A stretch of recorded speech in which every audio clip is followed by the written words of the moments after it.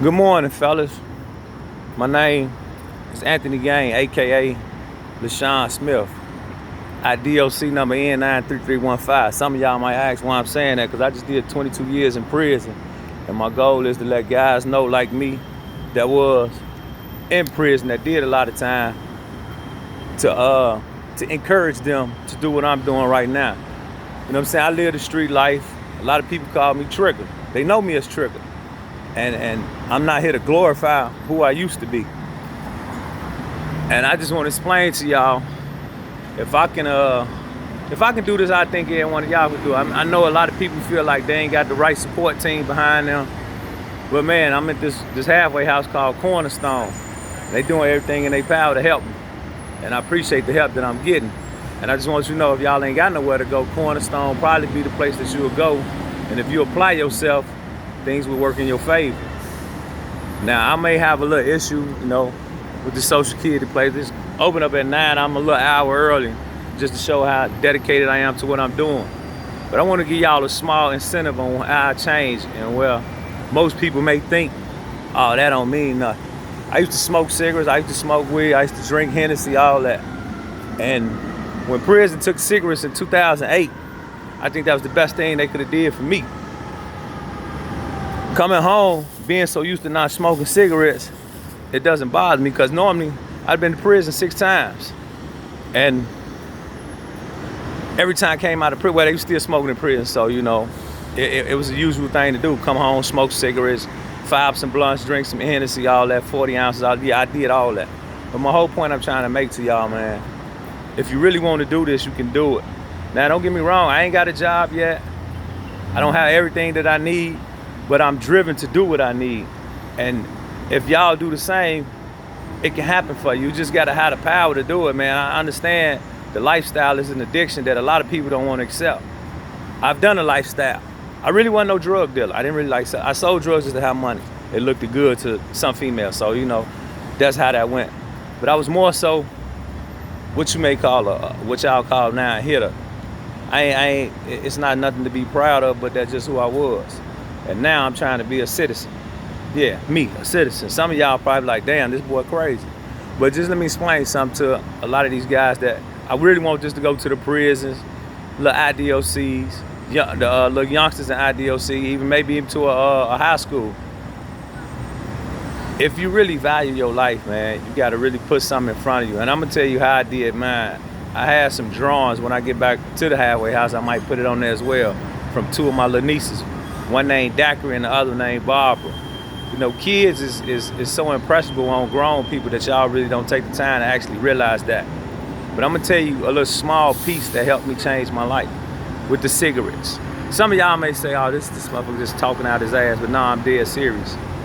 If I can stop smoking cigarettes and stay true to that, that's just one little small thing. A lot of people may feel, because cigarettes is like a legal drug. Most people still can't get that addiction. I know a lot of female friends that I have, I'm trying to encourage them to stop. And they like, well, I'm trying, stop trying and just do it. Prison helped me do it because they took it away from us. So it was against the rules to have it, or you can catch a case. So if I can come home and stay stuck to that, because people that in the halfway house smoke around me all day, I don't have the desire to smoke. Just like I don't have the desire to jump back on the street, because for one, it's a little wild out here. Don't nobody really know me. It's like everybody that's out here, I know they fathers. So it's their kids that's doing it. So if I can even make a PSA, a public service announcement, even to the guys that know me, when we was out here shooting at each other, bro, these your kids. You gotta stop them, man, because I know people that's with Cure Violence. I know a lot of people that's trying to help. You know what I'm saying? I'm gonna do that myself. Is trying to help these little youngsters stop, what they doing, because it's real sad, bro. And we set this pattern up, and most of us don't even want to accept the responsibility for what we did. I feel bad. I had a poem written by one of my nieces named Corleen, and the fact that when she was like, she can't go outside to play because people keep shooting, that hurted me, because I was one of the participants with that, shooting at people. That's for preventing the kids coming outside playing little double dutch, whatever it is little kids used to do when I was little. They can't even do that no more because I can't explain why people shooting at each other or what's the reason. But I really do hope that we can help one another try to stop. It ain't even all about, man, we got to turn them in to the police and all that. But it's at least just trying to talk to your children, the ones that you know that's doing it, because I had a son that was doing the same thing. He lost his life. He lived the life. And it's like they say, you live by the sword, you die by the sword. Fortunately, I'm still living, and I'm hoping that I can keep pushing to live and change somebody else's life, because I wasn't there to do it for my son. And I used to call myself a failure because I did that. Right now, it hurt because I wasn't there for my son. But you all are still here for y'all kids. So if you can learn anything from me, man, reach out and touch your son, your daughters, because I'm starting to see a lot of little young girls out here. And it's like when I was into the lifestyle, we was chasing girls that look like the girls that's out here now, and it's like some of them really ain't got they really don't have no direction, man. And it's the fact that most men that's supposed to be fathers ain't really instilling in them what they need to watch out for. Most females that know me knew that, yeah, I was a little playboy. I had different girls, and I cheated on mostly every girl I had. But I didn't cheat on them until they gave me a reason. It's not no excuse, but I'm just saying it ain't right. And if you don't teach your daughter, man, you find your daughter out here. I'm looking at Facebook, and I'm not down to nobody for what they do, but all our children is lost, man. And we need to help them out. So if you can get anything out of what I'm saying, bro, women, men, get y'all kids and try to understand your kids instead of just telling them stop doing that, because when you say that, they don't respond to that very well. I'm quite sure a lot of people know that. I didn't realize that when I was growing up trying to tell a kid to stop. You got to actually sit down and just find out what they into, because when you ain't looking, they doing a lot of other stuff. Just think when you was young, we did it all when we was young. We thought we was tricking our mama. They knew what was going on. They just let it go. Just like y'all know what's going on, you letting it go. If you don't stop, you're gonna find yourself in a situation where it's gonna be something real terrible going on. But I'm waiting on this Social Security bill to open up. So I'm going to try to get my Social Security number. Then after that, I'm going to go try to get my state ID so I can get me a job, because I got 2 brothers, 2 sisters, and a slew of homies trying to help me get a job. And just the fact that they pushing for me to get a job, that really helps me out a lot. And it shows me that people is really counting on me. And I'm really counting on myself, because I know I ain't finna do nothing to jeopardize myself. After doing 22 years, I like this world. It's nice. I'm downtown. I ain't never been downtown till I was a little kid. We used to come downtown, riding the L, going to the Mac Victors. A lot of y'all probably don't even know the Mac Victors and the Woods Theater. But I mean, it's a nice environment. I'm happy that I'm out. And I hope that something I said will click in somebody's head. Whether your son or you watching it, I'm just hoping, man, just before you do what you're gonna do, man, really think about the consequences. Really, some people, I used to be the same way. I didn't care about consequences. I'm trying my best not to curse the way I normally talk, just to get my point across, because I'm trying to be more, as they say, professional at talking. Because I can get gully too, I still got the street in me, but it's not about me. It's what I'm projecting is something positive and something in a better way. And I hope all y'all, man, for real, pay attention to what I'm saying. Because later on when I do my poem, I honestly don't want to mess it up, because I want to shoot straight through it and don't stutter. I got it at home. It's a poem that I wrote when I was in prison called Who Am I, Who Are You? And within it touched a lot of people when I was in prison, because what I wanted them to see, because I was a peer educator in prison. And what that means is, we was ones, for those that been to prison, know what a peer educator is. Plus, I was teaching lifestyle redirection, part of a violence prevention program. All we really did, we trying to help the next man. I even taught the Inside Out Dad, which is a fatherhood class. And I wasn't even a father myself. So it's like I wanted everybody to look at me, because those that knew me as Trigger, I still go by the name Trigger. Some people still call, just out of what we know. You know, I'm changing that to be teaching intelligence to trigger. Teaching rebels intelligence and giving game also. That's just an acronym for it now. So I got to use my bad name for a good. So that's exactly what I'm trying to do. And it's part of my poem. But my point is, you brothers got to understand, man, we need to stop a lot of this what's going on, man. Because some of y'all don't realize you're going to lose your kids.